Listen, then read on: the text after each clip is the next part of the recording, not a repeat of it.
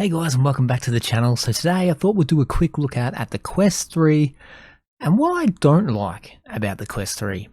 As you would have seen in my last video about my honest first impressions of the Quest 3, check that out up in the top corner. There was a few things in there that I didn't like, and as I've sort of started to use it a bit more, I've started to realize that there is a couple of other things as well which I think people should know about that can be beneficial, especially if you're just getting your first Quest 3 over Christmas, or even just for a gift, or whether you're going out and buying one, because I recommend you do buy one because I still love it. I absolutely love it. But what we're going to talk about today is the Quest 3 and yeah, a few things that we don't like about it. So let's go. Okay, so the first thing I have on my list here, and these are in no particular order. I just want to get these things out, and we've got about 9 things that I found that I don't like about the Quest, and 9's quite a lot. I didn't think that I would have 9 things that I didn't like about it, but here we go. So number 1 is the camera placement on the front. These cameras right here.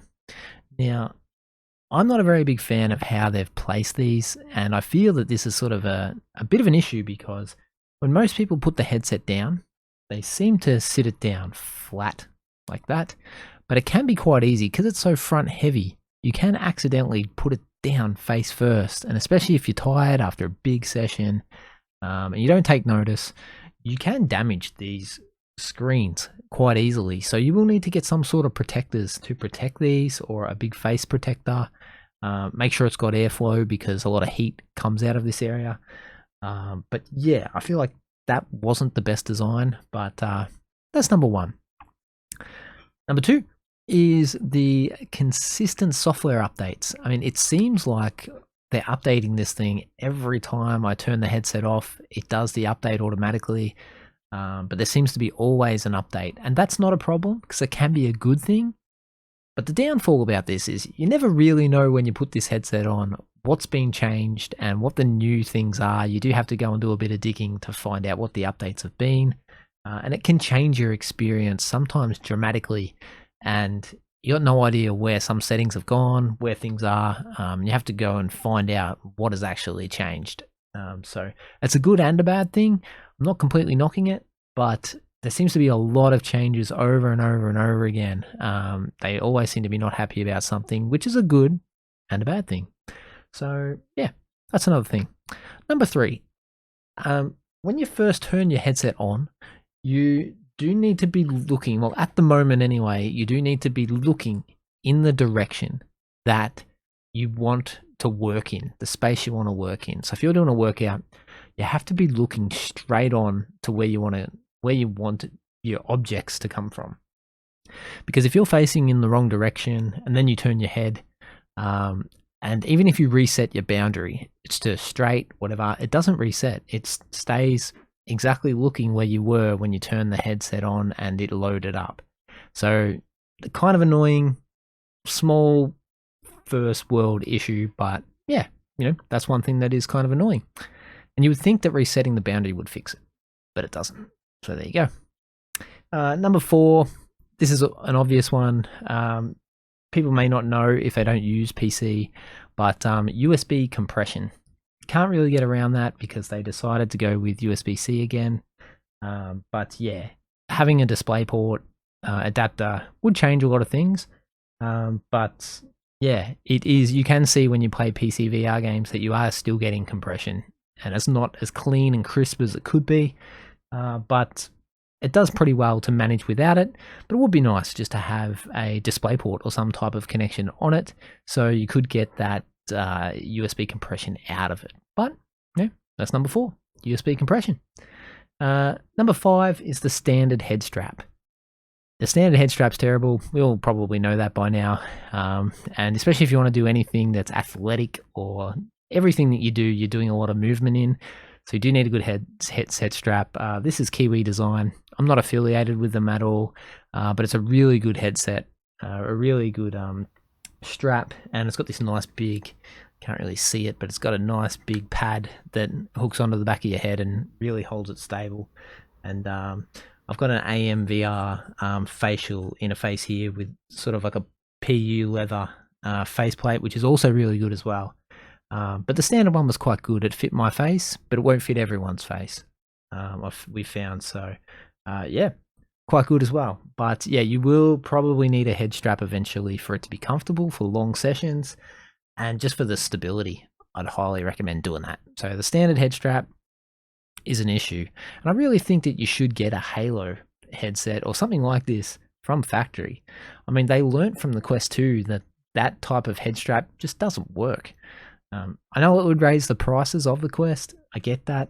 But I do feel like it's a necessity. Like, you do have to spend probably another $60 on your Quest as soon as you get it, 60 USD, when you get your Quest, just to make it feel more comfortable, which you probably shouldn't have to do. But there you go, the standard head strap. Another thing is the controller design.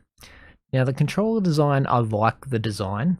The only problem that I found is that when you go to put it down, like if you put it down on a table, they're not stable. Like, there's nowhere for them to be like stable. They roll around, and they don't really like, they could just roll off the table quite easily, or there's nothing like with the old Quest 2.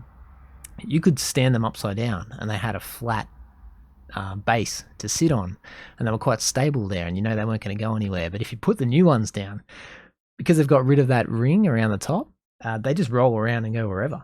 So maybe a little bit of a different design, I guess. But I know if you're charging them and you've got like a dock, you can sit them in there, and that's not a problem. So minor problem, but I just feel it's weird when I put them down. Number 7 is it doesn't come with a lens protector. And I mean the lens on the inside. Now, this is a $2 fix. I don't know why you wouldn't add this in, because you can scratch your lenses quite easily. You can't really see in there, but I've got a protector in here. This bad boy here. AMVR is where I got mine from. And it just protects your lenses when you're not wearing it. It protects it from a couple of things. Is one, scratches, definitely. If you've got pets, if you knock it off a bench and it lands on something. But it also protects from sunlight. And sunlight's probably the most important thing, because if you accidentally leave it in the sun and the sun penetrates the lenses, you have a real bad time, put it that way. They do not like direct sunlight. Neither did the Quest 2. So yeah, you can actually permanently damage the headsets by direct sunlight. So to just not have some form of protection in there, I feel it's like a $2 fix. You just jam something in there and off you go. It really should come with that. It's good insurance and cheap insurance. So yeah, that was number 7. Number 8, obviously, battery life.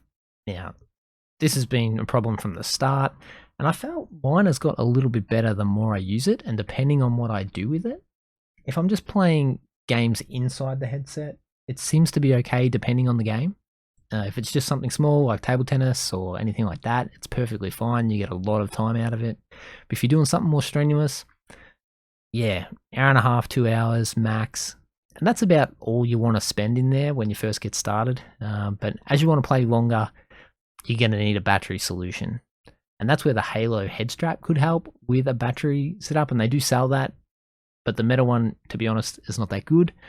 And there's a lot of better options. But I feel like they do need some other option, but you can buy a battery pack, jam it in your pocket or in the hoodie of your jumper, and then play for longer. But yeah, to get like 2 hours out of a headset, I know they're limited for space. I do get it. There is engineering issues, but yeah, it's not that long. So that for me was number 8. And the last one, number 9. Now, not many people might have this problem. This might just be me and other users who migrated from an Oculus account to Meta.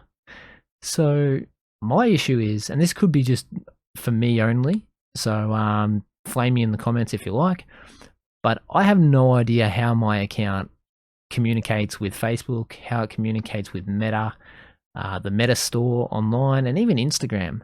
Like, seems the account system that they've set up is so confusing to me that I can't understand how it actually works. It's just such a confusing process, because when I first got my Quest 3, I had to transfer my games over from my Quest 2 to my Quest 3, and it was so confusing to do that. I didn't know which account to sign in with, whether it was my Meta account, my Facebook account, or my Instagram account. The namings were all totally different. It was so confusing on just how to do this. And I eventually figured it out, but I don't even know how I figured it out. It just worked when I changed a setting. And then when I go to my PC and I want to buy a game off the Quest store, so that's like PCVR, that I like Batman, for instance. It's got a PC version that I can play and also a standalone version. And I honestly believe that if I buy it on PC, the account that I'm signed into is not communicating with my Quest 3. My Quest 3 seems to be just totally standalone. And I think if I buy it, I'm not going to be able to play it. And I don't know how to communicate the two together. And I can't even tell by the accounts that I have, like which one's which. Like which account is on the headset and which account is on the PC. And shouldn't it be the same account? Like it seems to work okay, but I just have no idea how that works. My Quest 3 seems to be standalone, and I just think it's very convoluted and very difficult, and it wasn't very well rolled out. Now, if you're a new user, you won't have this issue because you'll probably only have the one account. I don't know if you even need to communicate it, to connect it with your Facebook account anymore, or whether it's just a standalone account. But you probably won't have that issue. But yeah, if you're a new user, or if you just have a Facebook account only and you hook up your Quest, it's probably very easy to do now. But coming from a history of using Oculus to Meta to now to Horizon OS, which probably doesn't make any difference, it's just very hard to understand how all this works. And I don't feel confident enough to buy games, which I want to buy games. I want to buy Batman, I want to buy a few others, but I want to play them on the PC version. But I'm sure that my PC isn't connected to my Quest, and I don't know how that works. So if you know how that works, simply put it in the comments below. I'd love to have a read, and you can educate me on how this works. Because yeah, I'd love to get it fixed so I can buy some more games and enjoy some more things. So, but outside of that, thank you guys for watching. I appreciate it. Like, subscribe if you wish, and I hope this video helps, and I'll talk to you in the next one. Peace. 5 right short, 70, crest, slowing, 60. 6 right, long, tightens 3. And turn, 1 right, widens, 40, hairpin left.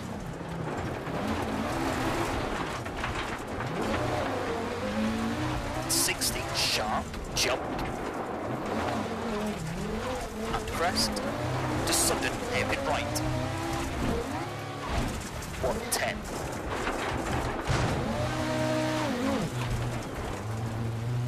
4 left, half long, tightens 1. 90, slowing.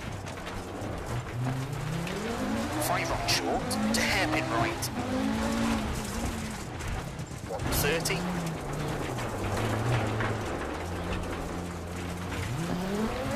4 left of the crest, opens and tightens, square left. 40, 6 right to the crest, 40. Crest, 60. Jump. To 4 right, 30. 1 left, long, onto tarmac. 180.